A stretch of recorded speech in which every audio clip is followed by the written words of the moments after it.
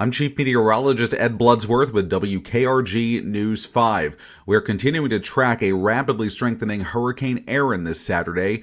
The latest advisory, 10 a.m. Central Time, has maximum sustained winds up to 155 miles per hour, and a movement is now jogging off to the west at 17 miles per hour. That is also a change, and the minimum pressure has dropped to 923 millibars.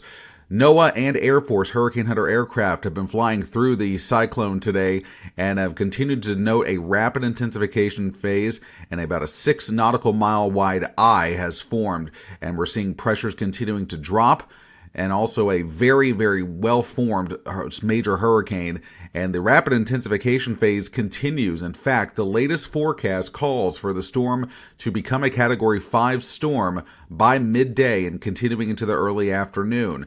At that point, we anticipate that the storm will go through an eye wall replacement cycle, which should lead to a collapsing of the current eye and a new, wider eye forming. This will also expand the wind field quite a bit.